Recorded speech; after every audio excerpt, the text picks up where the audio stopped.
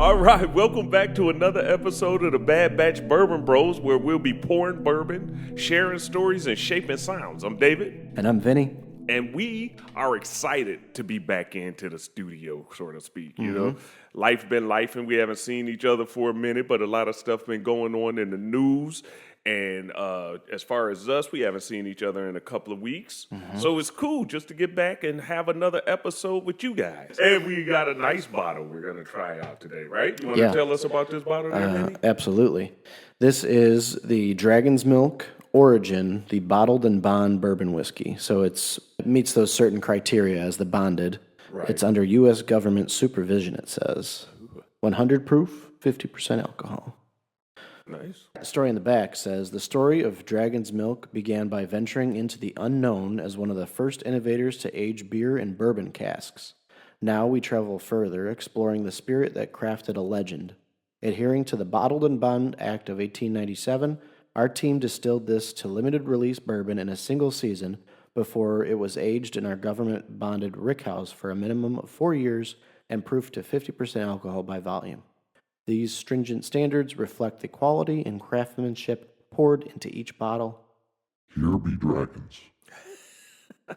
And this is in New Holland Brewing Company in Holland, Michigan. Oh, a local one. On the West Coast, yeah.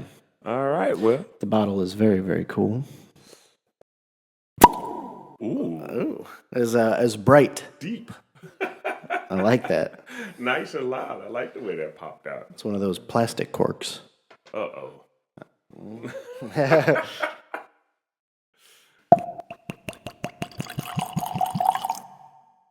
I like that. Not bad. Oh, yeah. That had a I like the beats. good gurgle to it. All right, now that is a bright Yeah. color. So it's specifically made to be not super hot, I guess, as the bottled and bond aspect of it. So I would venture, man, yeah, that's a light one. Some nice legs on it, though. Mm-hmm. So you know what? We're going to leave the top off for a little bit. You're right. Yeah. And then let it breathe. So we go. Or we don't have to do that, as a matter of fact. That's because true. we have a frother. We have been playing with an idea for a while on the Bad Batch Bourbon Bros as far as aerating your bourbon. It's just been something I wanted to do. It's sort of like, I guess, speeds up the process from airing it. Yeah, kind of like how with wine, how they get the aerating pourers. Yeah. All right, I'm going to give it a quick sip before it really gets aerated. Ooh, it's a light one. Oh, I went in early.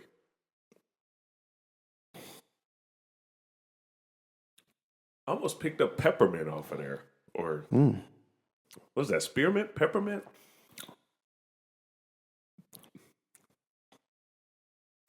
Something fruity. So Maybe berries? it always has had a berry, like a sweet flavor to me. Okay. I don't know that I taste a mint. Maybe it's not mint. Maybe I'm... Maybe, Yeah, that's do you not just rinse mint. your mouth with mouthwash? Oh, I appreciate you think I brush my teeth. Just do the finger. Yeah. Self-cleaning. No, but yeah, I do taste the berry. All right, so It's we'll not give bad though. So how? No, not bad. It's a light, just kind of a run of the mill kind of deal for me right so far. So far. 4. That's cool. All right, I'm gonna get that in the camera because that was cool. Yeah. All right. 4. So when you initially do it, it looks like you've just ruined some bourbon, Yeah, it right? does. But did you see how fast it went back to its natural state? You know That's- what I'm saying? yeah, that's super cool. The frost was gone. The bubbles were gone It went away immediately. almost as soon as you took off the frother. So It scared me a little bit. yeah, it did froth almost like it was gonna turn into something else. Yeah. Oh Cheers, yeah. my brother. Cheers. We went early on that first one. We were off. We didn't count that one. Yeah.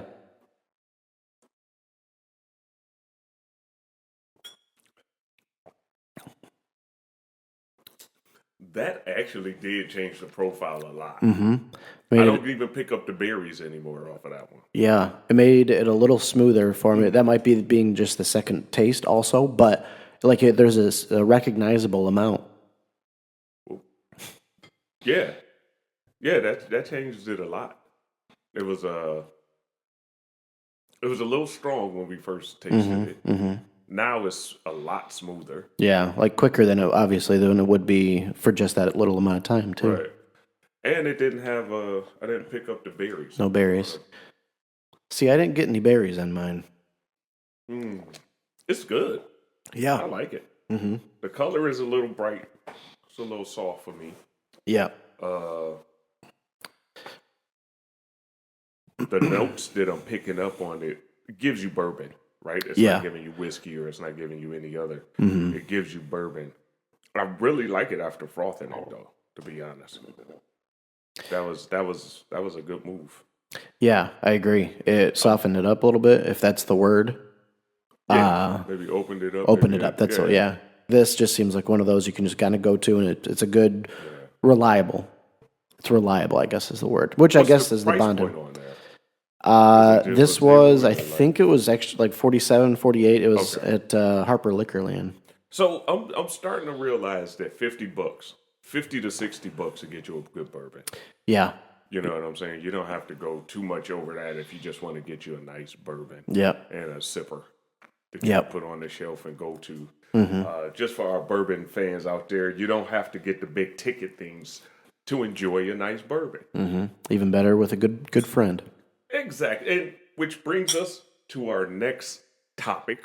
And we will rate this. Oh, yeah. We would As we take a drink few it. more out of here and then we'll rate it. But so I was thinking of like we said, I hadn't been able to get over here and film an episode for a while. And I was just thinking of what makes me happy, right? Just what do I do for me? And it took me a second to sit there and think about it, right? Did we talk about this? No, I don't think that we direct, because I would like to talk about this. This is a great topic. Okay, I don't think that we fully went in on it. Okay, great. So what makes you happy, right? A lot of times we get caught up in what our responsibilities, our requirements, things that we have to do. And along with those responsibilities is making other people happy, right? I have children. So a lot of the things that I do are for my kids as well, my wife, my kids. I'm recently married. So now I have those responsibilities that take up a lot of activities. But I was thinking, what do I do just for me? And at first I thought it was the gym, right? I was like, oh yeah, I go to the gym, I can zone out, and I do get in a happy place, but I have ulterior motives for going there. That's not for me, right? It's for my job, for my wife, for my kids. You know what I'm saying? It's like, okay. Yeah, so you're not just some old decrepit man at, a few years. Exactly, right? Yeah. And I mean, I'm halfway over the hill. If you think about it, I'm 52. So at that point, you on the downslope, right? But I have young children. So I do it for them. Yeah. I try to make sure I stay in shape so I can be around for my kids to get older and get on their feet or whatever. So although I do enjoy the gym, it's still an alternative motive, because I feel like if I didn't have those responsibilities, I would probably sit home a lot more often. Yeah. It's fulfilling a purpose. Yeah. Yeah, it's not, you're not doing it just out of the joy of your heart. You're going, yeah. But this, actually coming here, sitting down, enjoying some bourbon, kicking it with you, that's for me. Mm-hmm. And I was thinking about that. I was like, this is my happy place. That's you know awesome. What I'm Yeah. saying? Which is cool. It's kind of sad I found it late. Hey, life's a journey, man. Yeah, exactly. We all find stuff at different spots, and sometimes when you can really appreciate it, maybe who knows if you could have fully appreciated it. Not that I'm. That's a very valid point too. Because I spent a lot of time in life unfocused. Let's say that. Okay, so that sits again. For me, that turned back into the first sip. Yeah. Before we frothed it. So that gives us an understanding when you froth it, it opens it up for a few seconds, but then it closes. It goes back to its original state. Yeah. Which is good. I mean, Yeah, there's some sort of chemistry involved in there with whiskey that it kind of locks it. I don't know enough about it, but that's really cool. Right? Yeah. What are your thoughts on that as far as like just finding that zen? For me, I feel that it's a fleeting thing. Happiness can be found in different aspects of life, but I feel that it is a fleeting thing because of how crazy life can be. That there's so much going on and so many, even in our own lives, like you said, all these different priorities that take place that which are important and which is, there's no getting around that. But at different points in your life, I guess is kind of what we just said, different points in your life, you can appreciate what serves you at that time. And sometimes it is just kind of getting by and surviving rather than thriving. But I agree. I feel that I've gotten there as well. Like this, and even so, this and on the other side of it, editing this afterwards, I've come to find like I kind of get in like a flow state, and I'm just vibing, like I'm laughing at her stuff, and like I've started doing like trying to do like more production with that. Like so, so I agree. This is one of them. What's nice is part of the reason that what I was gonna say in regards to this topic is what I've been doing is my version of like self-care is the like that float chamber, the sensory deprivation thing. That has like changed my life. It's crazy. I gotta try it. It's very cool. 'Cause I remember before it was the gun range, and I think I do believe I said Yeah, we talked about that. Yeah. It was the gun range for me. I used to go. And it wasn't so much like I wanted to be John Wick or anything like that, but it was just more or less like the control, the discipline, that focus that sometimes gets you out of those priorities. I like the way you said that. It's your priorities get in the way of your zen. Your zen, yeah. Right? Doing something just for you. Yeah. And that's a hard question if you ask somebody. Yeah. I honestly feel like a lot of people, especially men, right? I work with a bunch of guys. I work with pretty much everybody I work with is the head of their house, right? They're the guy. They're the one that's looked at to run things, their children, their wives. All of it is pretty much on their back. And we were talking about how much a man has to bite his tongue. You know what I'm saying? That in itself just suppresses so much. And if you don't have that outlet just for yourself, like this is for me, where I can do exactly what I want to do, you can develop some PTSD that has nothing to do with war or anything like that. It's just all like so tense inside. Yeah. Yeah. So finding that zen, finding that place where you can go to just do something for you to relax, right? I'm not a talker. Right? If I'm going through something, I'm more than likely figure it out on my own. Yeah, right? I'm not the guy that's going to call up his boys and be like, come on, man, let's go hang out so I can tell you this, and now we can both come up with a plan that won't work. Yeah. So I'm not a talker, I'm not. But just to find that one little, that quiet space, right? This is that for me. Right? Because I can come in here, I can talk, we can hang out, and maybe we don't talk about anything specific, but a lot of it helps me to reevaluate. You know what I'm saying? Like, it's almost like going on a vacation, right? You know how sometimes you go out on a vacation, and when you get back, you're reset. Yeah. So now you can get back into that grind, or you can get back into that motion. So this is my vacation, and it's wonderful. I love that. Yeah, it just makes me feel good. Makes me feel happy. You should feel happy. You are the man, sir. Yeah, I agree, and I'm glad that it's that for both of us. Like this is we're just enjoying it and having a good time. It's great. And you can tell this for us because we lost 7 viewers. Yeah. But we appreciate those 7, or I guess those 5 because 2 are you and me. But that is doesn't matter. Yeah, you guys are sitting in on history. This is more of an investment. If you're in on the bottom floor, you can enjoy it Yeah. when you see us. When you see us on the top. Yeah. All right, at least On in the the middle. Jimmy Kimmel show. Yeah.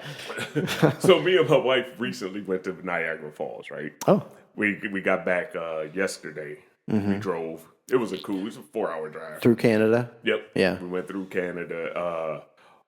This was my first time ever going to Niagara Falls. I had never seen the falls or whatever.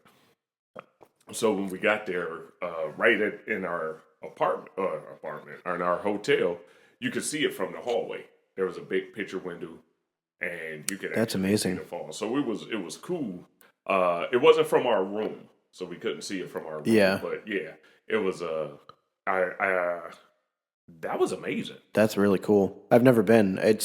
I have been to like the Grand Canyon, and I kind of like just the size and like the space of. I guess I don't know.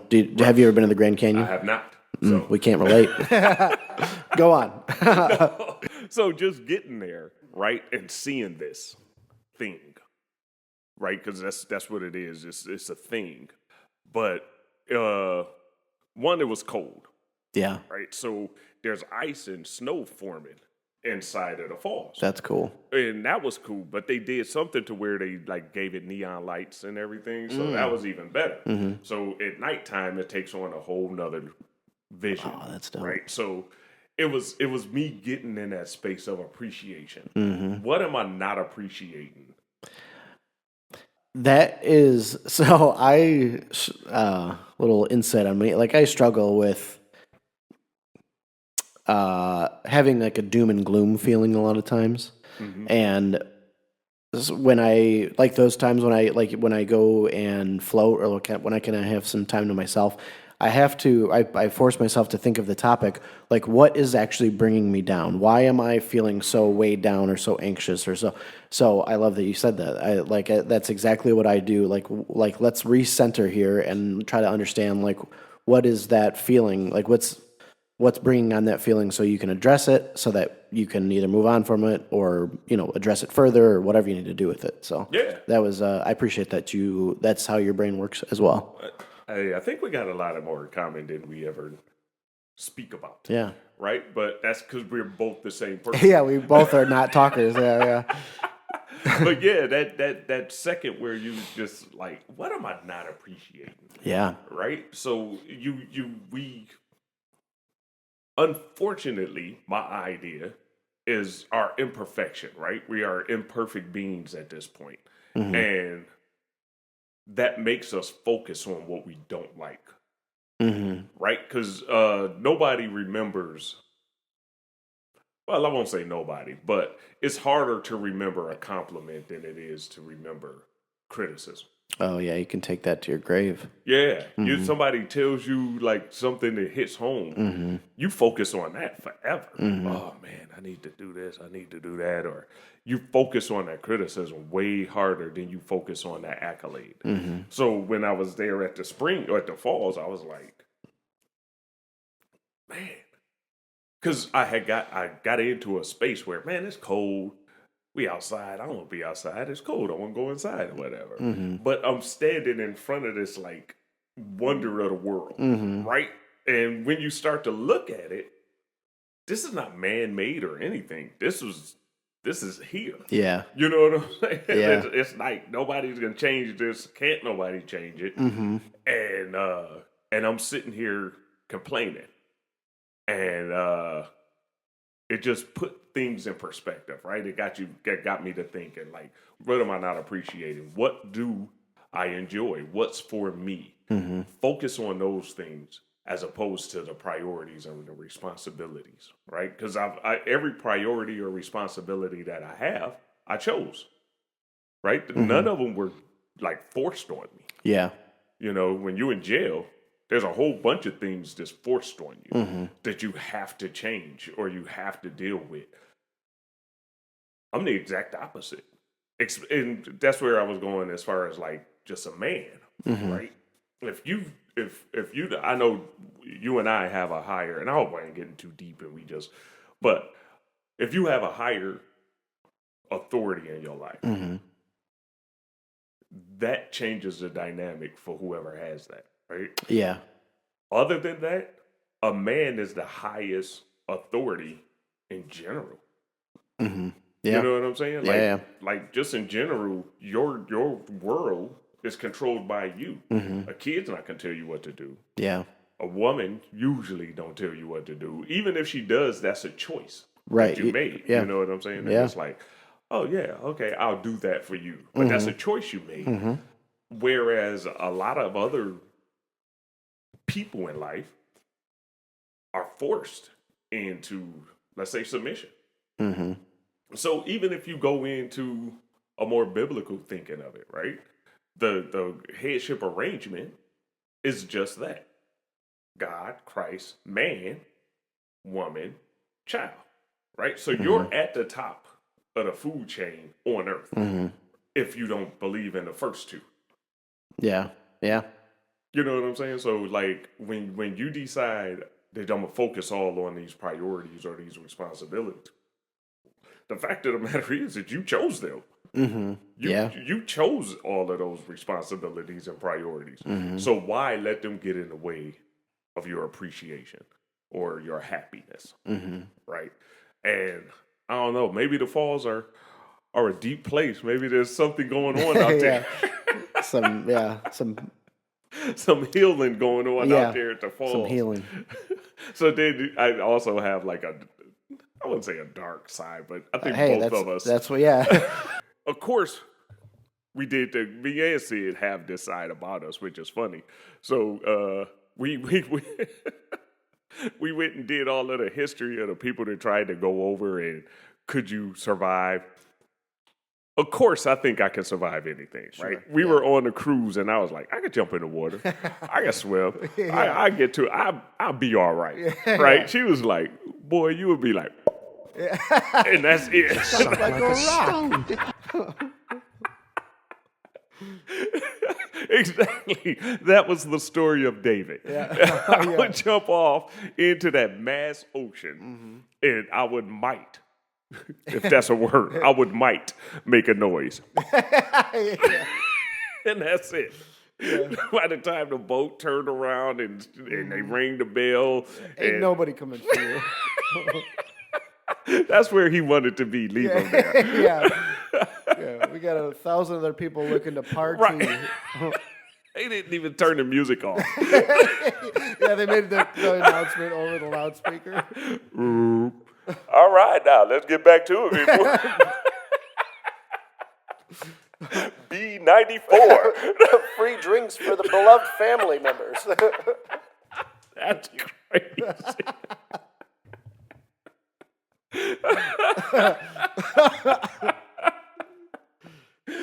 This song goes out to the Howard family. Another one bites the dust, and another one bites, and another one bites. Let's hustle! David love hustling. Yeah. We'll be pulling into Jamaica soon. So, all right. So we did like the research on, Google or whatever, and it's impossible for one to jump into that water, go down the falls, and survive. However, a few people have done it, right? So there's one guy, he just had on a suit, jumped in the water. Like a wetsuit? No, a suit, like like a penguin suit. Yeah. No, but he just had on a two-piece suit. Okay. This was back in 60-something, maybe 80-something. I'm not sure. You'll fact check me and I'll play pop the it up production here, over something. Anyway, he jumps into the falls, goes over. So the fall itself is 162 feet. Okay. The water down below is 172 feet deep. Okay. He goes over, he goes in, he survives. It was, no one ever heard of it before. He was the first man to do it. He does it again and dies. So I'm like, you found your happy place, I guess. He was like, I was the best man ever for like 10 minutes. Yeah. But so But so there's other stunts that do it. Now, the most successful way of going over the falls is in like these barrels. Okay, that's what so is it true that somebody went over in a barrel and survived? Several people went over in a barrel. Okay. Now, it's not just a regular bourbon whiskey barrel and your head sticking out like in the cartoons. Yeah, Because that's what I was thinking. Right. It's sort of like a cylinder barrel that's encapsulated. Oh. So it's all covered. So you got to like huddle in it? Yeah, you huddle in there and it just tumbles and goes over the side. You hit it. It's all wood, so it's buoyant, but you're taking a beating in there. Yeah, bad.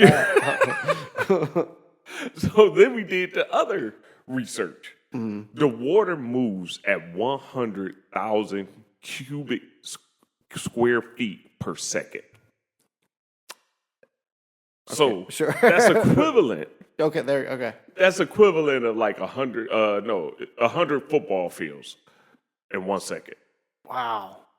So you Yeah. go to the point where the Coast Guard and nobody even tries. Yeah. You go in and they like, okay. Yeah. That's it. There's no Coast Guard. There's no boats out there. There's nothing. They just There's no security. They just check off. They add it to the hash marks. It's like a tube in a room. It's like, so anyway, Yeah. The number of days since incident. you got to put it back to zero. Yeah. Wow. Okay. So, all right. So the falls go into that 160 or 170 foot deep water. Right. What does it go into? Is there a river, like a lake here? It goes in. Well, Lake Ontario empties into it. Okay. The body of water that it empties into is just Niagara. Okay. It's if I'm getting that correctly, I'm pretty sure one of our 5 will correct us. It'll be in the comments. Yeah. You're not on that level yet, bro. Say whatever you want. Yeah. I'll put it in the comments. Correction. Under a shadow account. But yeah, so it just empties into this Okay. body of water, this Niagara, and it goes somewhere. But they do have tour boats at the bottom, right? And they get you right up against the falls and then turn around and you can hear it. And it's all kind of craziness going on. But it was a cool experience. I really liked cool. it. Now, and the other thing that I didn't know is the whole, I guess you would say the strip or downtown of Niagara is a fair. So they got Ferris wheel, bunch of little games, it almost looked like Vegas with all the lights and stuff going on and everything. And there's a Ripley's, believe it or not. Did you go? Yes, of Yeah. course. I went to the one. I think it's in Key West. Okay. What did you? Anything special? So I used to be fascinated with Ripley's, believe it or not. I loved it. What Dean Cain hosted it? Okay, you're telling your age. I was watching it when the old dude was doing it, like black and white. But I know. Me and my brother used to have the Ripley's, believe Real it or quick, not. which America's Funniest Home Videos host do you relate with? John Saget. Bob Saget? Bob Saget. Mine Bob is Saget. Alfonso? No, not him, the one before him. Oh man, That was one before. there was a white guy, like a middle-aged white guy. Really? Yeah. On TV? Yeah. We should be able to. I'll put him in here. Oh, that bugs me because there's a hockey player with the same last name, and I always think about it. Anyways, It's not Saget? no, there's one after Saget. Anyways, I'm sorry, I derailed this. I thought that was going to No, be. that's fine. So I just as a modern history. Right. Anyways, go on. Just- Twilight Zone. No. Right. Oh, Ripley's. Ripley's. Right. So Ripley's. Me and my brother, the one brother over me, because it's 10 of us, but my brother right over me, me and him used to sit up and read the Ripley's Believe It or Not book. And we were going to find something to get us in this book. So we used to go through. Ron Bergeron. I never watched it, man. That guy. Yeah. How many seasons did he do? As many as I can remember. Childhood? Yeah. Really? Yeah. Ron what? Bergeron. Oh yeah, you can. When I watch this later, I'm gonna have to see his picture. Yeah. Ron Bergeron. Just a Was it generic Ron looking guy. Burgundy? No, not Ron Burgundy. That escalated quickly. Yeah. Go on. So me and my brother used to read this book, and we were gonna be like, we gonna find a stunt to get us in there. And we tried the biggest ramp with our bikes. That was a horrible fail. But it was just funny that I went in there. I was sort of let down with the It's a gimmick. Yeah. Yeah. It's a tourist trap. yeah, it's nothing in there that's like real. Yeah. You know. But Yeah, it's always funny seeing like the super tall people, like or the super short people, or the super fat people. Like it's always like something that's I crazy. need something extra. Yeah, give me something a little out of this world. Yeah, Yeah, don't show me a bunch of face masks from a tribe. yeah, It's like, okay, that's their culture. yeah, Yeah, that's not really a Ripley's.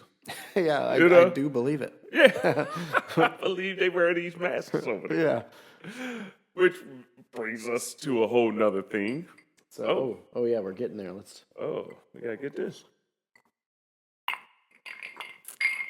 So now we will try our devil's milk on a nice ice ball. Dragon's milk. What did I say? Ice milk? I thought you said devil's milk. Did I?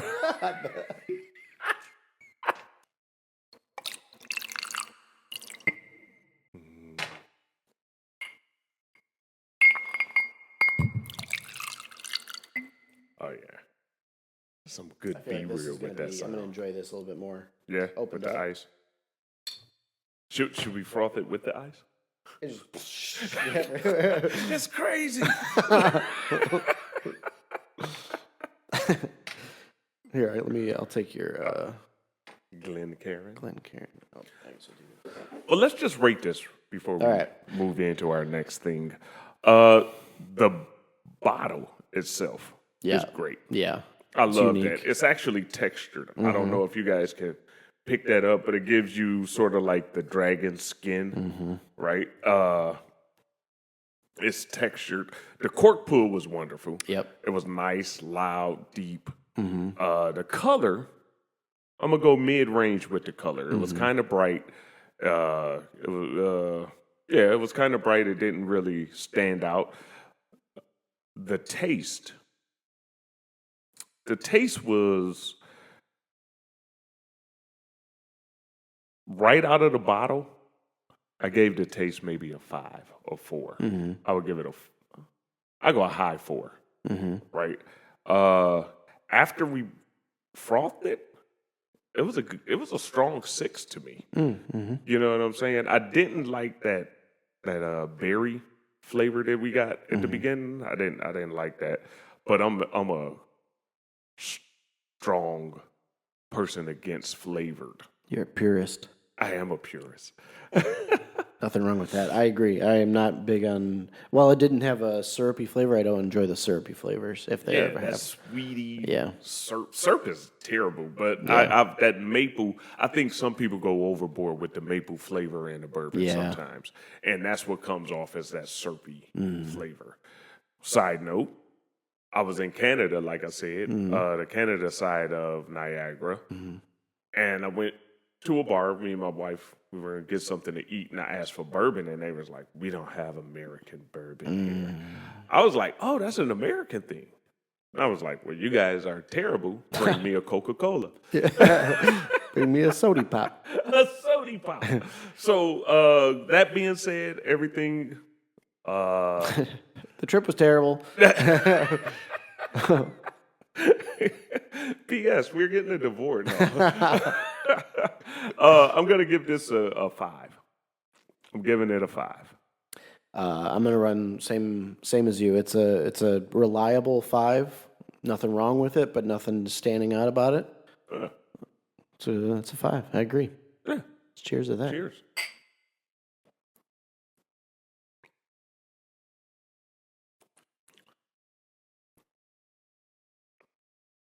Yeah.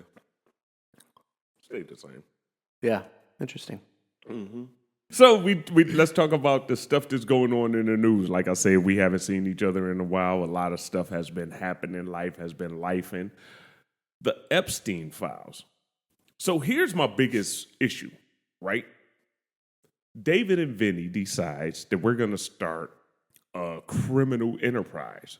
We're selling drugs. We're doing all kind of stupid, illegal stuff. The feds get into it. They start tapping all of our phones. They tapping whatever telecommunications that we have. Mm-hmm. They arrest us. We get to court. Mm-hmm. How much of that do you think is going to be redacted? Because we have the Freedom of Information Act, right? Yeah. So anytime you go to court, anytime there's a proceeding, anytime there's a charge, you have the Freedom of Information Act, which allows everything to be public knowledge. Public knowledge. Yeah.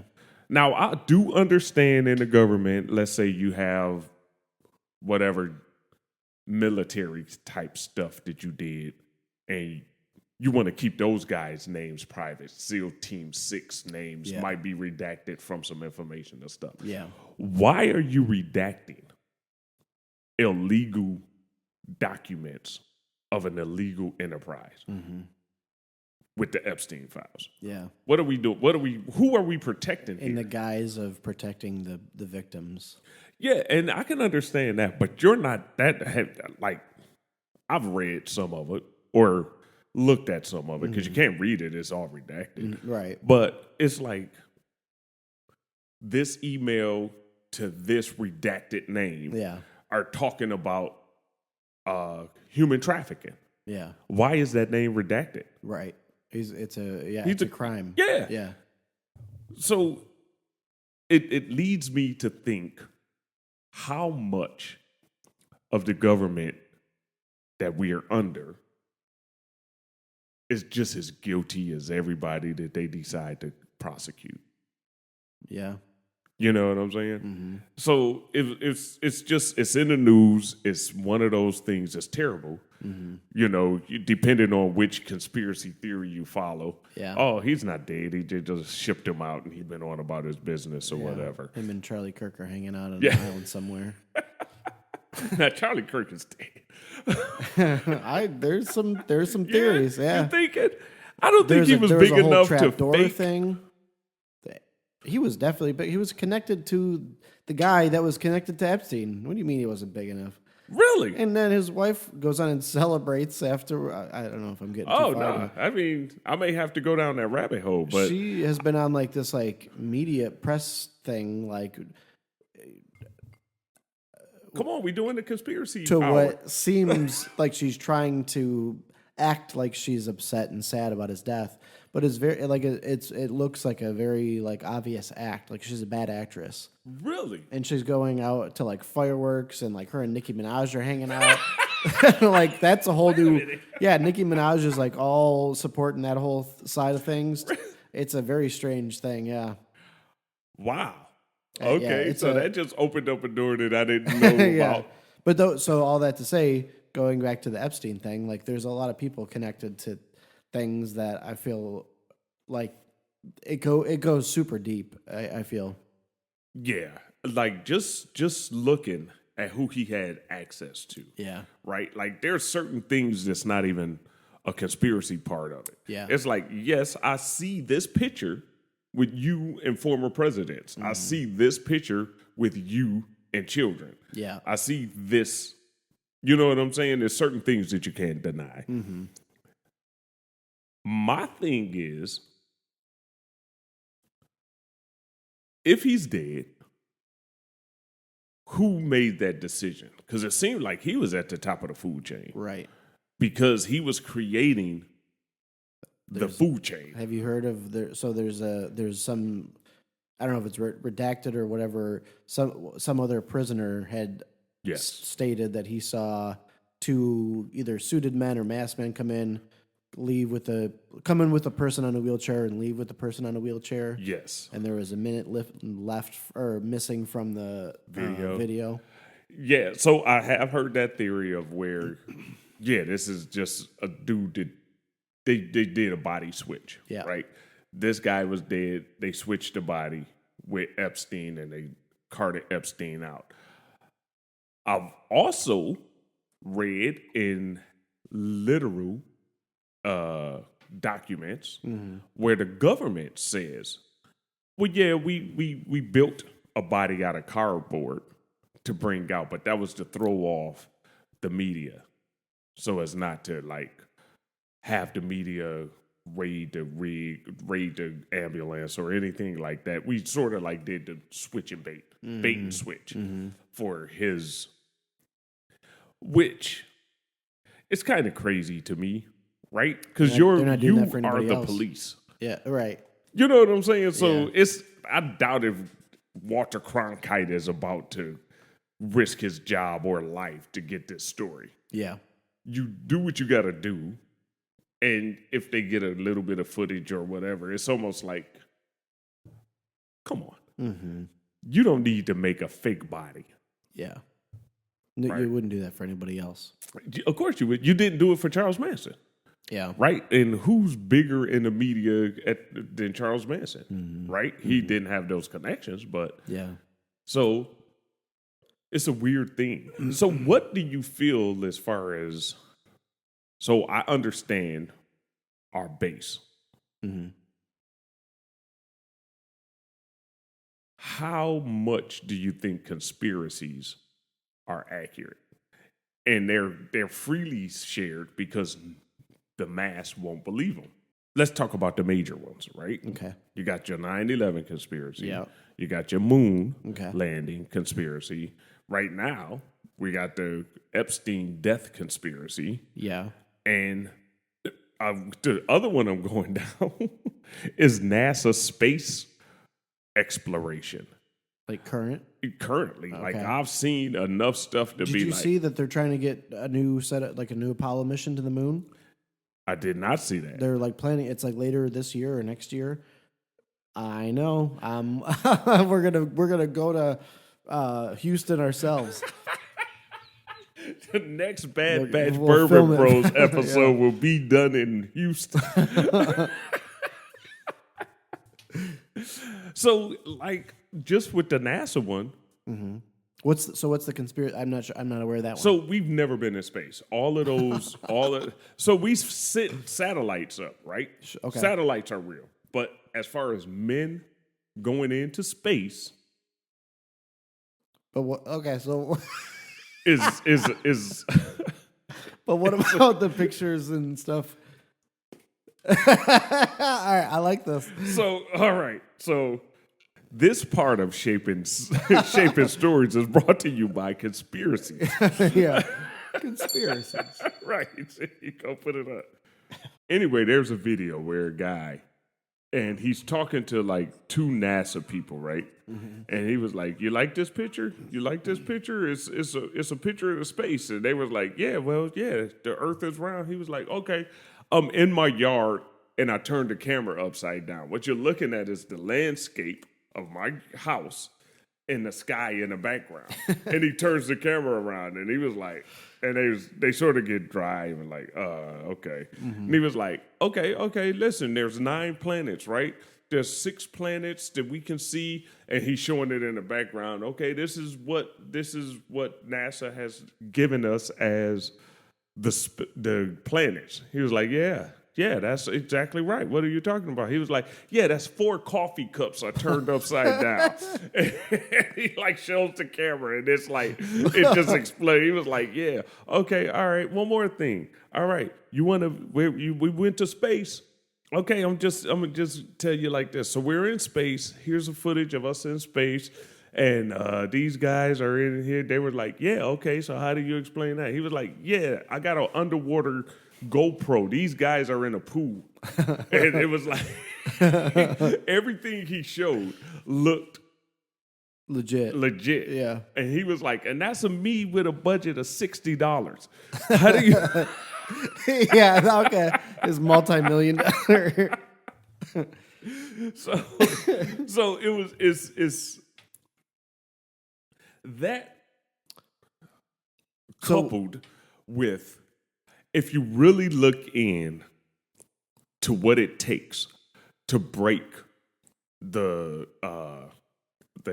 ozone barrier of our planet, right? Like, yeah, we can go up maybe a little more than a mile up in the air. Mm-hmm. And you could throw a satellite up there, and that'll give us cell phones, television, radio. That'll do all of the things that we're doing. You're talking about 500,000 miles away from us to the moon. So it's just like the ramifications for some of the stuff that NASA claims. So what of the so-called astronauts that have been on these missions? What's to say for them? Or are they What tricked mission? as well? What do you mean? No, I'm saying what mission? Because if we're talking about the moon, that's a negative. But no, no, I agree. If with we're that. talking I agree with about- that. But going into space, so people watch these spaceships take off from Houston, Texas, I think, right?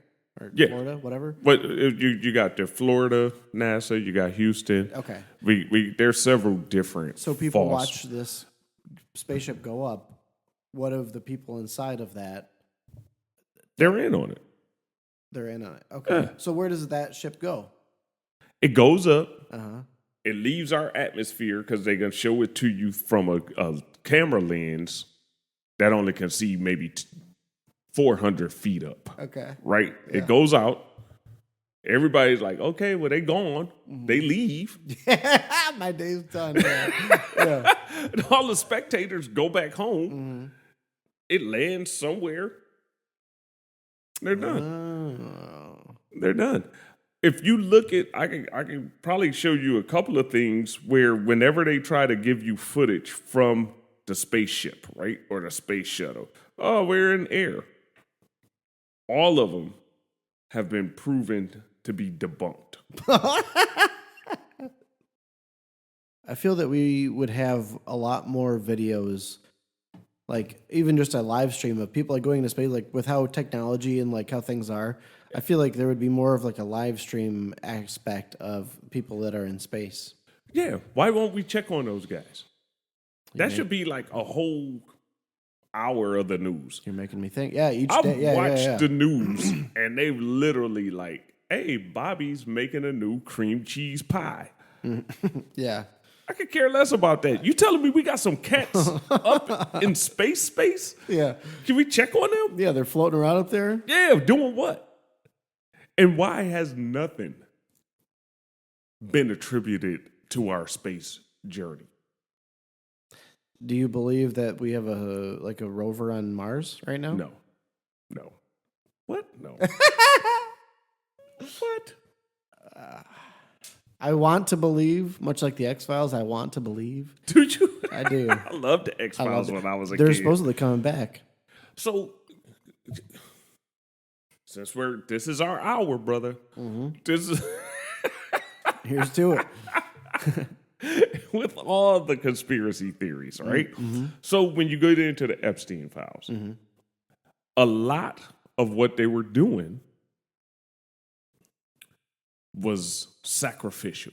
Right? If you read some of the stuff, the things that they were doing, some of the more outrageous things they were doing was sacrificial. Now, the average person will be like, man, ain't nobody trying to serve no weirdo, right? But if you read those files, they use names like Bolek, Ashgod, things that we know were gods back in the day. But we know the origin of those guys back in the day, right? Has that origin ever left? No. So that origin is still there. And we know that origin has constantly promised prominence for worship. So when you get into what Bolek and all of these false gods or these gods were requiring, it was children, right? Yeah. The Epstein files are proliferated with those type of sacrifices and those type of activities. So I believed in conspiracy theories, right? Well, let me say this. I believe there's truth to conspiracy theories, right? And I feel like if you have that understanding and accurate knowledge, you can see why these conspiracy theories are real. Whereas most people will be like, why would you do that? Yeah. But we actually have an understanding of that underlying force I see. Yeah. that's here. We know that things are going to come down the line, Yeah. right? We also know that things have been hidden for so long that the average person is going to hear it and be like, all right, whatever. That's some garbage, right? But when you start to think about the underlying truth, why wouldn't it be that? Right? If we look at what our authority is, I don't even know why I'm being only people who look at this is us. Yeah. So if you look at 1 John 5:19, it says that the whole world is under the influence of the evil one. Right? So now when you start to see it prevalent, manifested, active, that just lets you know that we close to where it's about to shut down. And when it seems to be so like quickly progressive too, like how with just how where things are at right now, like it's crazy how like just to see how where things are going, where things are at, and like I feel that right now we're at such a unique point in history that we can not only witness war in real time and see war in real time, whereas before it was always reported and, it was like, oh, this happened over there, hush hush, but we're seeing stuff happen in real time. But we're also able to recognize that, which I don't know if people, I mean, they did, but like people in the past, as in Bible times, like that was a foreshadowing of events to come, whereas back then it was so close to things from the beginning that it was just this new fresh thing, so Noah and the ark. Okay. The end of that world was so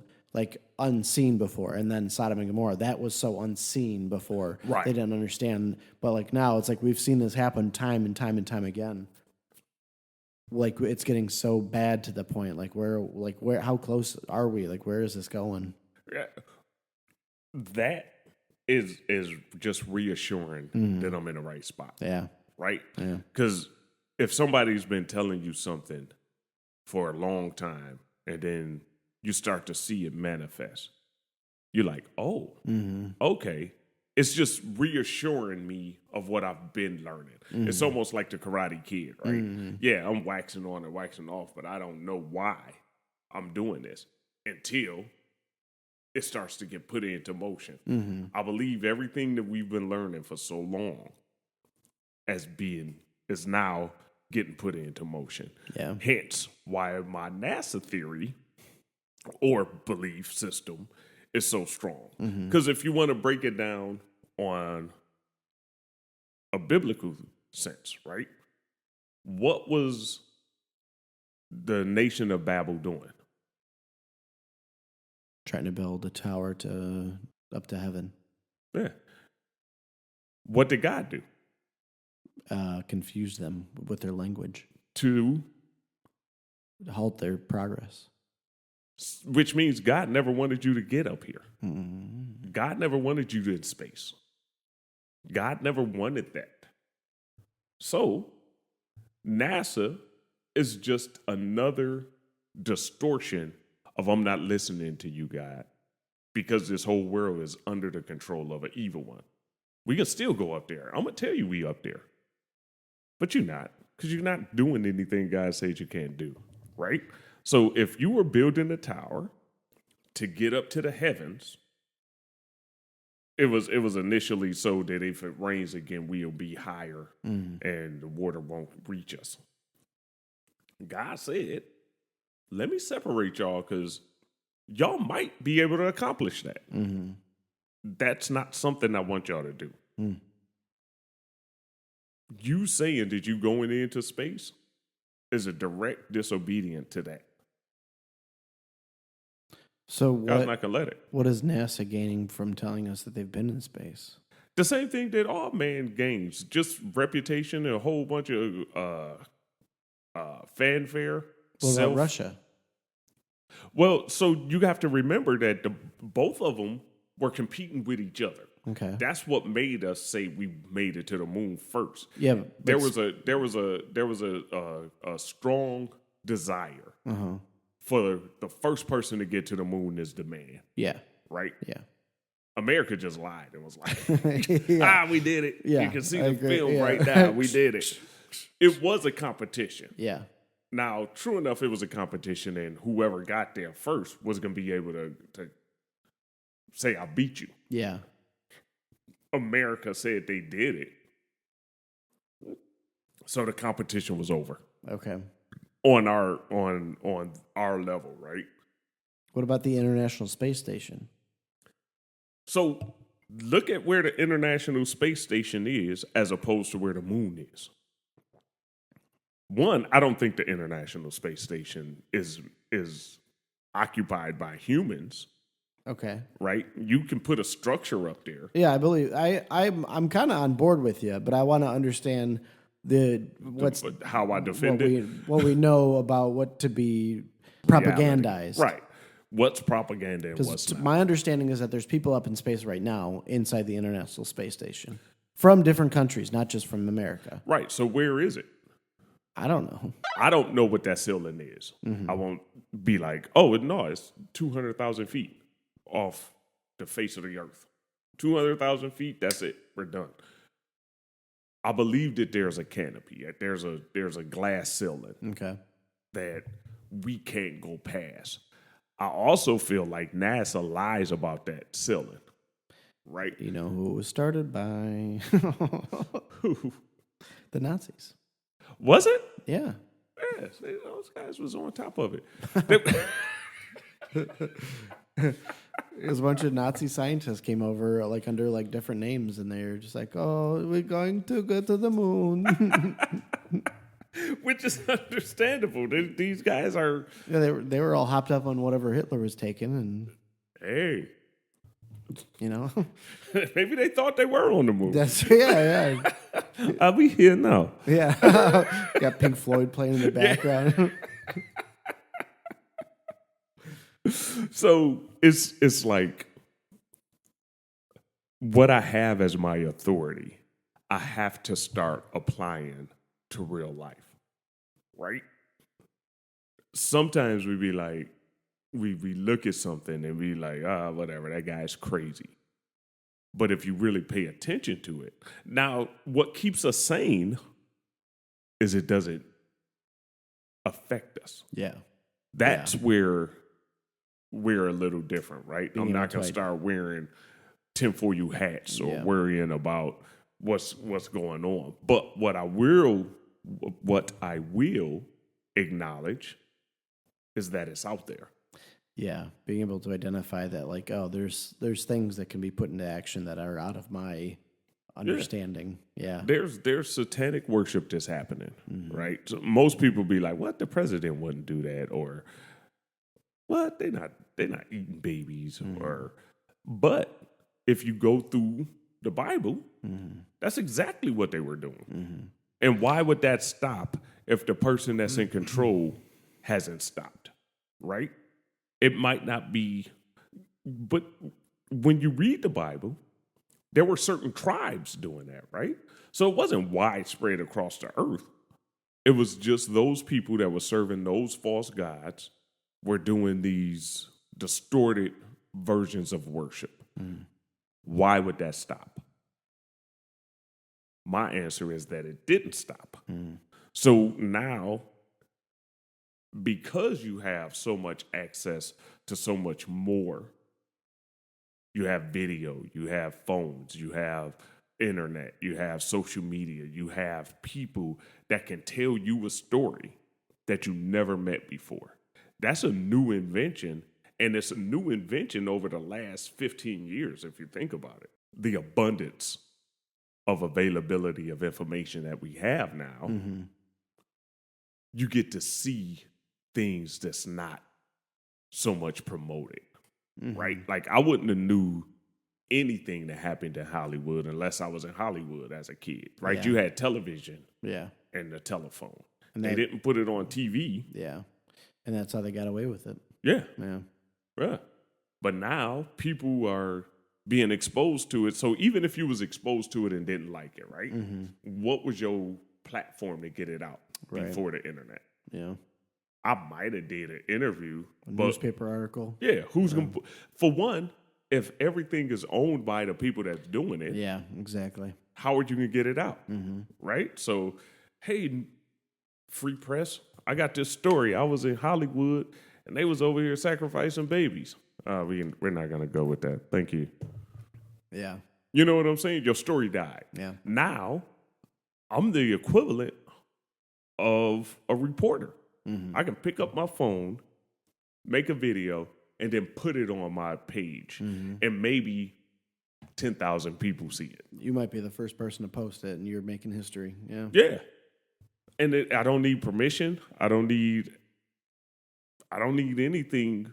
I don't need help anymore. I don't need distribution. So now stories are flooding usually before they get to be clipped, right? Because now some of the social media sites be like, oh, you said this word. We're taking it off the air, right? They're censoring a little bit more now on these social media accounts. But now we have that access that that we didn't have back in the day, right? So now a lot more stuff is being exposed. A lot more things are being seen. And now it's more or less like, well, because it's so new, you dismiss it. But if you have an understanding of the way the world is going, moving, and the direction, you'd be like, oh, okay, yeah. That makes sense. Yeah. And what's crazy now, too, is not only that we can witness just about everything that's going on, but now we also have to, within quick succession, we had that, but then now we also have to worry about things being animated, like AI, and being completely just falsified. Right. So that's it's such a quick thing that we have to just. There's no way of knowing what's true, what's not. I mean, most of it you can kind of tell. Like if it's happening that day, it's accurate and whatever. But still, people can edit anything too. Yeah, that's a good point. Like right now, I can just blame it on AI. You know what I'm saying? Oh, that's fake. And That's people AI. do and try to get away with it. Yeah. Yeah. It's like you have to have a whole discipline in that to decide whether it's real or not. Oh, well, I'm an AI specialist and this is AI. Or I'm an AI specialist, this is not AI, which is weird, right? That's why you have to have that authority. Yeah. There's one thing that's been consistent forever. And then that's another thing why you just have to worry about you. It's like, all right, it might be, it might not be. Yeah. I know what I'm doing what's right. Right. You know what I'm saying? Right. So it's a different world. It is. Yeah. All right. So what we're here. I got distracted on having a little sip. So we're at the part where we're shaping sounds. Me and Vinni always picks a song that we enjoy.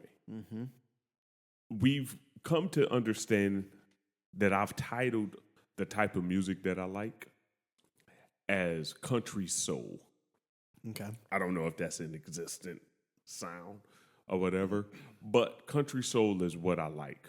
And it's a little bit of country music, but the vocals on it and the guitar is what stands out to me. So the song that I picked today is called Sunrise by Tab Bennett, right? I say it Bennett, it may be Benoit. It's Benoit. I don't think he's French. So. Benoit. Yeah, it probably is Benoit, but Benoit. I'm saying Tab Bennett. Bennett. The song is Sunrise by Tab Bennett, and then we'll go into, after we listen to it, I'll go into why. That was That was amazing. That was very cool. I've never heard of him before. I enjoy that, like, just like kind of bar style blues. Like that blues to me is so cool. And like just, you can tell the guy's feeling it. Doesn't matter. He's singing about his love or his dog or his car, whatever it is. But there's so much passion and like feeling in that. There's just a 3-piece band, look like. Yeah, radio version is a little more clean. Okay. Or whatever. I don't like the radio version. That is the version I listen to. Okay. The reason I like that song is a long story. Yeah, I want to hear it. We're going to get into it. I grew up with my dad blasting Bobby Blue Bland, Johnny, Cash? no. You might think of it. But no, Bobby Blue Bland, B.B. King, Okay. all of those blues Okay. guys, right? That's what he listened to. And my mom and him and my mom would dance. And that was the sound of the house, right? We would go on road trips. They would play the blues. Johnny Walker. I don't know all of their names because it was just the background. Yeah. Right? I wasn't Yeah. a fan. Yeah. But it reminded me of Yeah. growing up. Oh, that old Right. style. Yeah. So, and this story goes a little bit deeper, right? I got into stand-up comedy. I was doing stand-up comedy. We went on tour. Ain't Nothing Like Family was the name of the play that we were doing. And I was in this play. We went on tour. It was the Chitlin circuit. It was like just, little local towns or whatever. But we were in Louisiana, and we went to the House of Blues after our show. And a guy got on stage, and he was just jamming out. That reminded me of me growing up at my dad's house. It was some blues or whatever. He was playing it. My last $2, whatever. That took me to a place. And I was sold on guitars.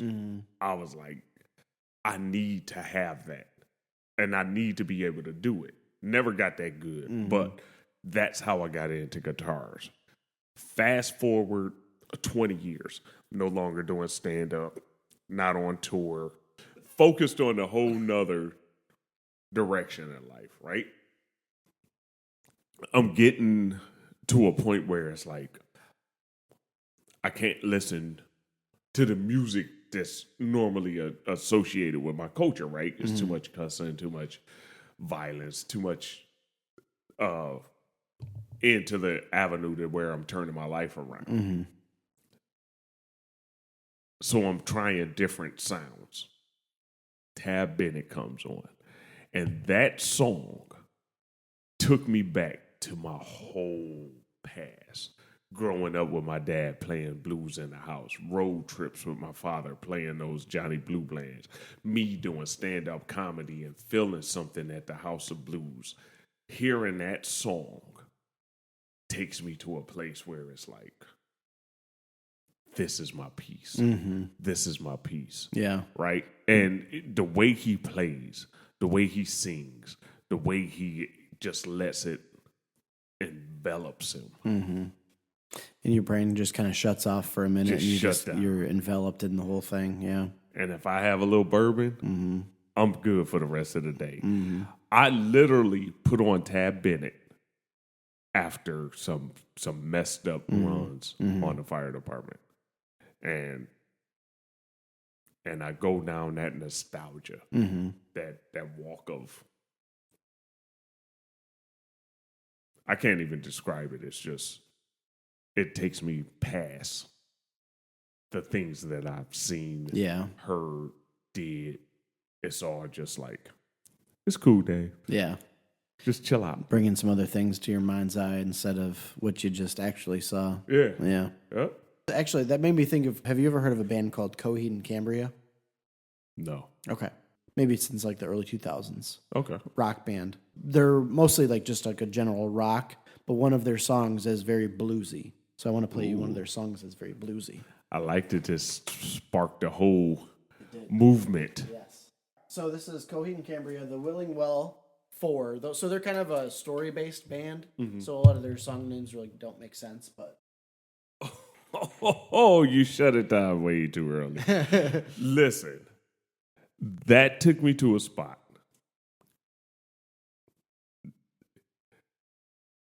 It's not going to make any sense to you. It's all right.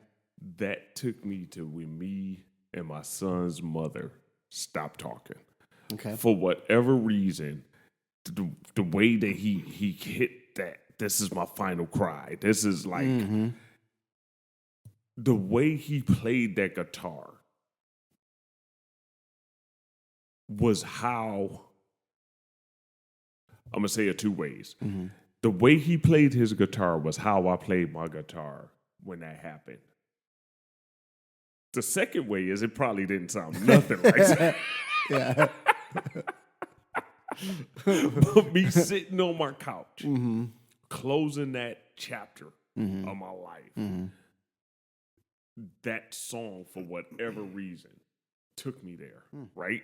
And it was like a whole... It was like a whole bleeding into the guitar, which is what I felt with that song.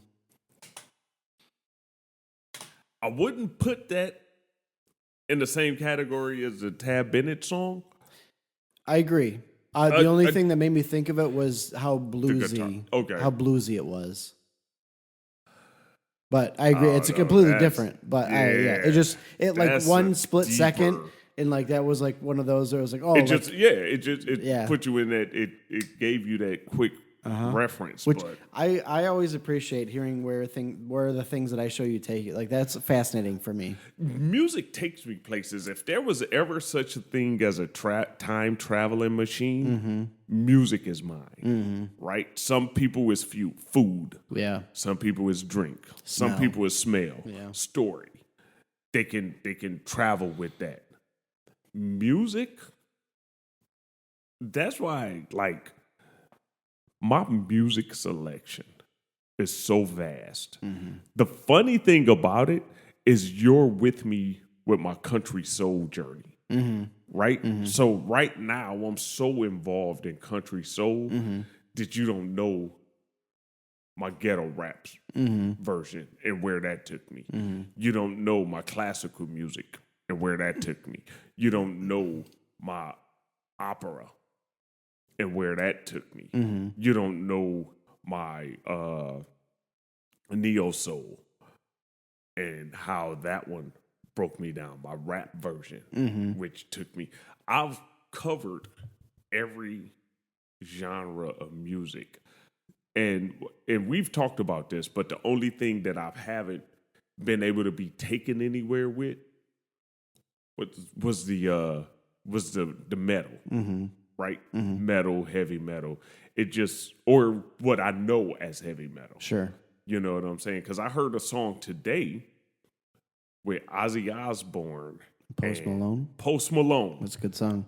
I heard that song and I was like, is this metal? Is this metal? There's some elements of metal in there, yeah. Okay, so, but I heard that song and I was like, okay, it's not like something... To be honest, I was going to use that song tonight, right? But it wasn't like something that meant anything to me. Sure. It was just something different that I heard, and I was like, wait a minute. Just for me to see Ozzy, because I ride with Pandora all the time. And you know Pandora is like me and you. Yeah. Pandora will put a song on there that you've never heard of and was like, let me see what you think about this. Yeah. So Pandora had blended that in. Yeah. It was the Post Malone and Ozzy song. It's funny that you knew it. It's a great song. I love that song. It was pretty good. I don't know if they can put it in again, but just the fact. Thumbs down. I didn't. No, I didn't. But it like threw me off because I was like, oh, dang, it's kind of hard. And I looked at the display on my car because it came on in my car.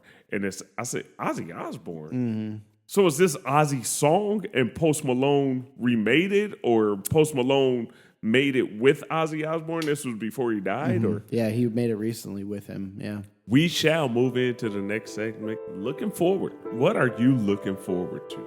I'm looking forward to learning how to perfectly communicate.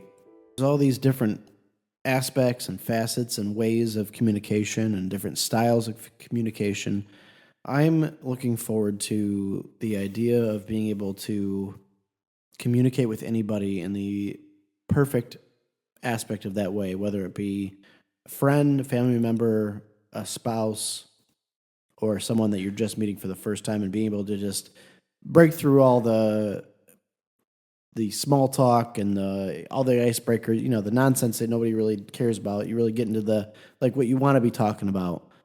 I want to learn how to perfectly communicate. Nice. You want to know what's funny? Because we can explore yours, but I don't want you to think I just jumped onto yours. I've had this in my head when we said we were gonna. We've had another of these before, so and I think this is another one. So you say communicate.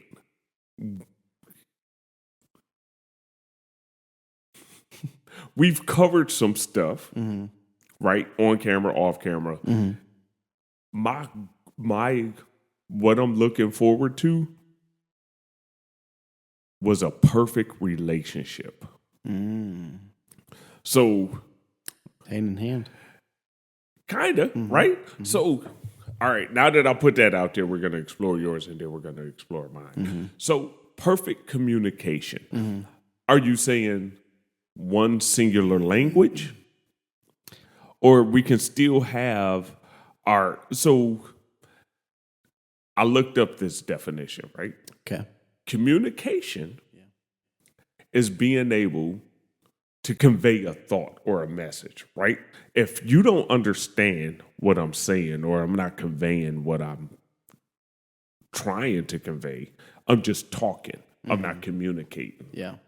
So when you say perfect communication, that means that no matter what I say, you completely understand where I'm coming from. Yeah. That in itself is a different world. Yeah. Is a different world. There's no, I didn't mean that. I was saying, get up and make me pancakes. Yeah. Could you at least just get up and make me some pancakes? Could you at least? It's only two people on this podcast that can go back. Call back. That's beautiful.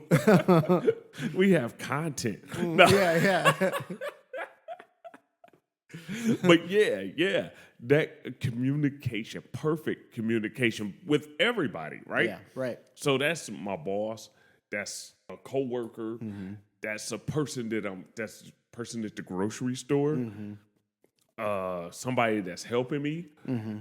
That perfect communication transcends language. You know what I'm saying? Because at this point, it's like you're understanding where I'm coming from, which is weird at this point now, right? Because it's like, what is communication? Is it language? Is it body language? Is it understanding who I'm talking to or communicating with or talk? Well, we'll say that's so weird, right? Yeah, it's wrapped up in a lot of stuff. Yeah. Perfect communication, which means that you understand me. So now do I need words? Because there's some communication that transcends words, right? Case in point, you and I can be in some place that we all go to on a Thursday night, and a look can communicate the same understanding. Yeah. Just a simple glance. But that simple glance was so cool. Yeah. Because at that point, that was perfect communication. Yeah. You know what I'm saying? Yeah. It was perfect communication. Something could happen, And that perfect communication could be expressed in a text message, in a look, Just a look, yeah. in a gesture. It was, Yeah. I like that. Yeah. I like that. And I like being able to get to know somebody as well that we have, to be able to like have that to where we know what we're thinking. It was fun. Yeah. It was fun. Oh, perfect communication. I'm thinking about dolphins right now. Dude, my mind is a full-blown tree with branches, and it can lead to anywhere. But perfect communication. And so, to your question, is it about just language? No, I feel like it's just I feel like we're gonna have a way. So what I'm curious about is the different languages are very beautiful. What I think would be cool is if we could talk to each other in our languages, but we'll understand it in our own language, if that makes sense. Like in our So I've always had that understanding, like we're all gonna be bilingual, right? So I believe there will be a master language. okay, there'll be one that we'll know, and then There's they'll a have master our language because everything is under that authority that governs us. This is my language. Okay. But we find out it's Pig Latin.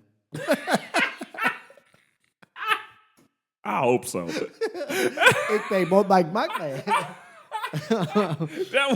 That would let me know that he has a sense of humor. Yeah. We all talk like Joe Pesci. But yeah, so my theory is we all have one universal language, the perfect language. This is how I created y'all to talk, right? Because there was only one language before Babel. Yeah.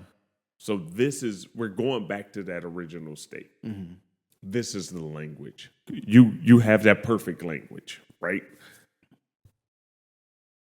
Everything's going back to its original state.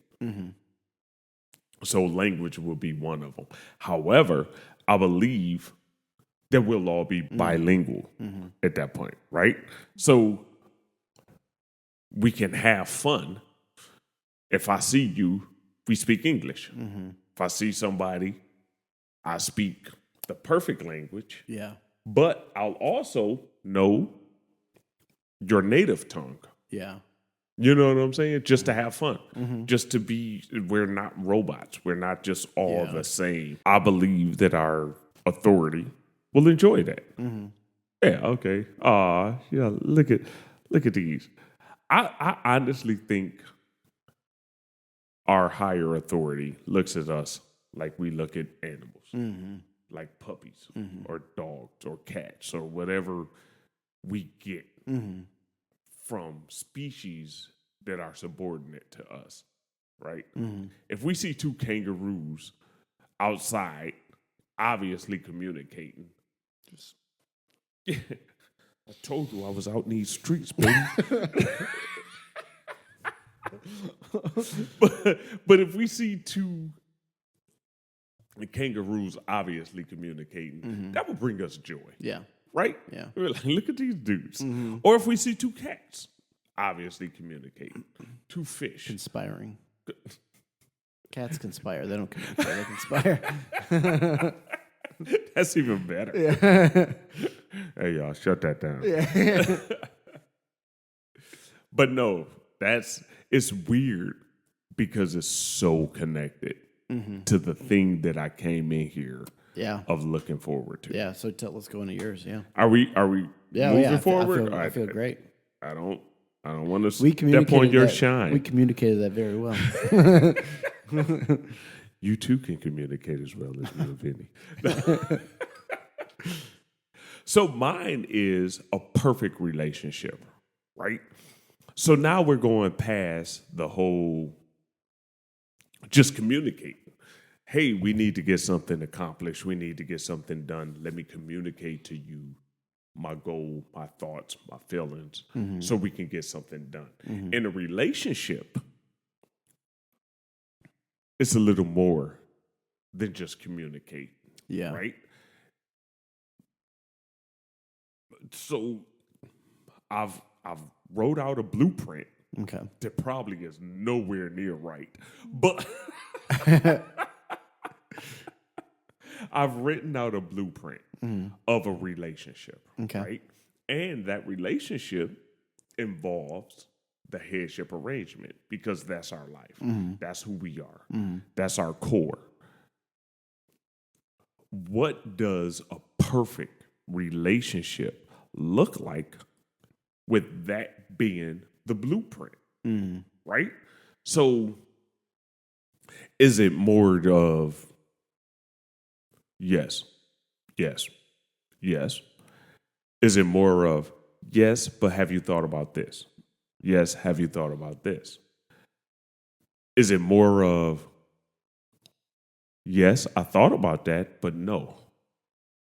Okay, accept it.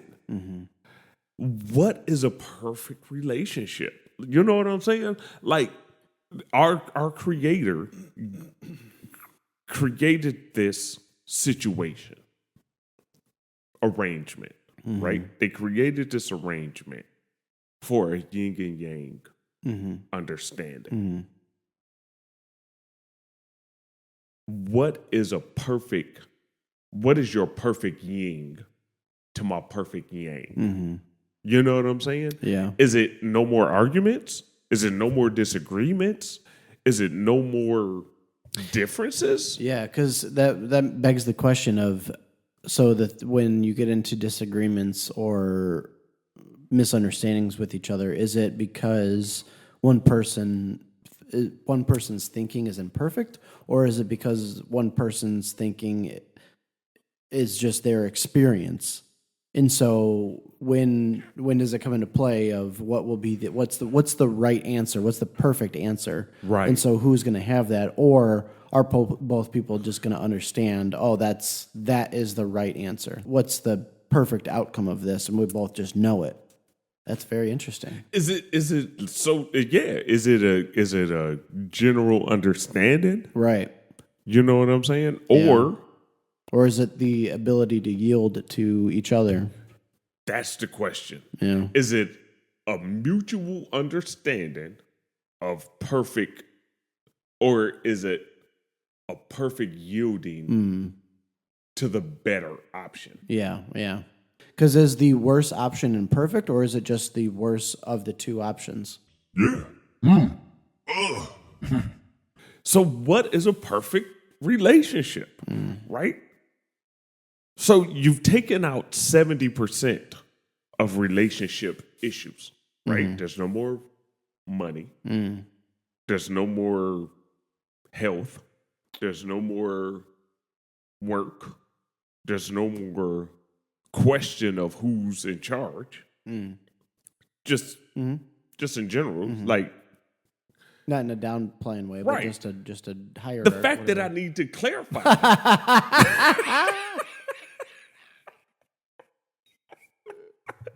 The fact that I'm playing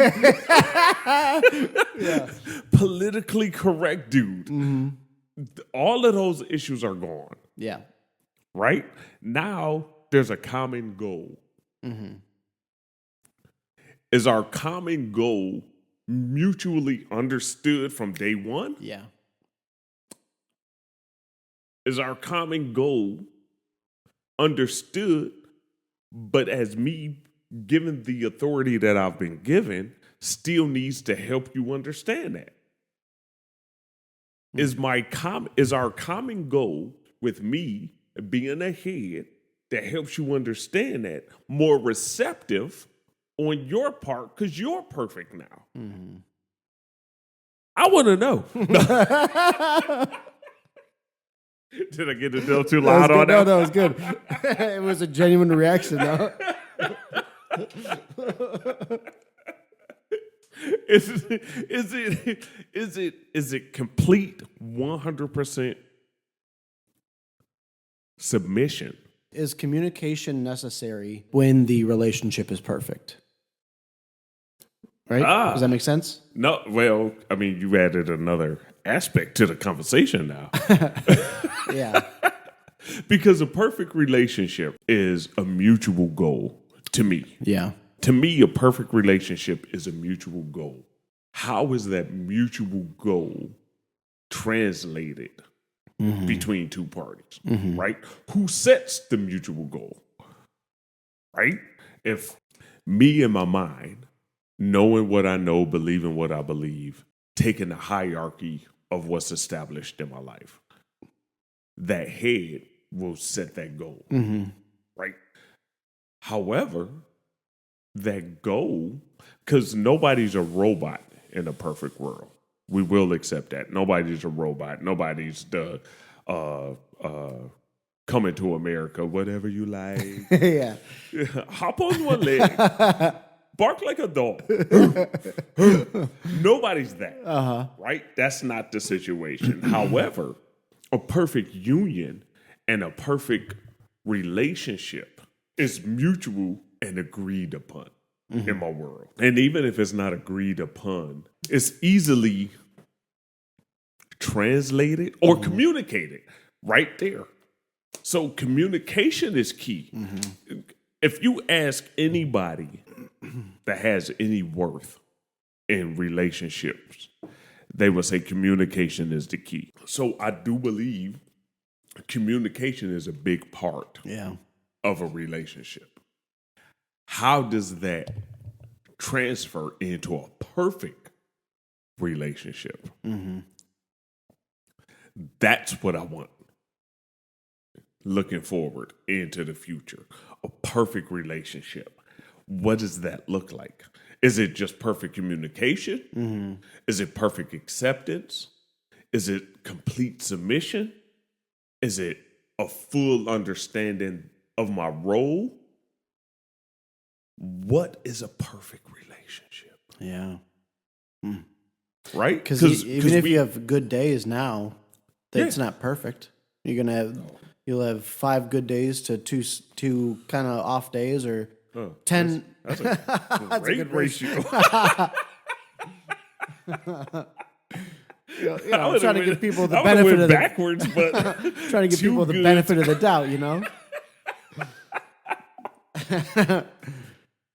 But yeah, you have a certain amount of good days to a certain amount of off days to a certain amount of bad days. What will get you to the point where it's all good days?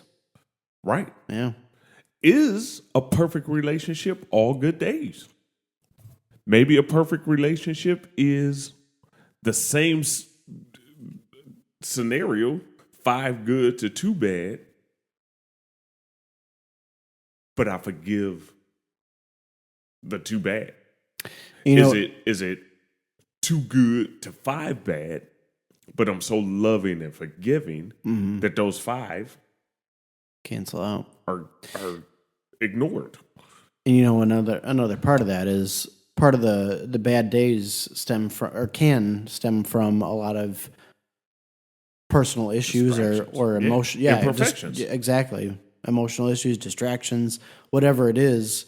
So if those things are eliminated, are the bad days going to be a factor because our mental capacity is going to be... Am I creating bad days because I'm imperfect? I woke up this morning and was like, this ain't it. I just don't feel cornbread and rice. I don't know what y'all feeding each other, but you know what I'm saying? It's so susceptible to the environment around us. Do I wake up and be in such a good mood in a perfect world that, like, it's almost impossible to mess it up? Yeah. Hey, what you doing today? What you doing today? You know what I'm saying? As opposed to, all right, I got to get up. I got to go to work. I'm not feeling this. And then this outside situation comes in, and now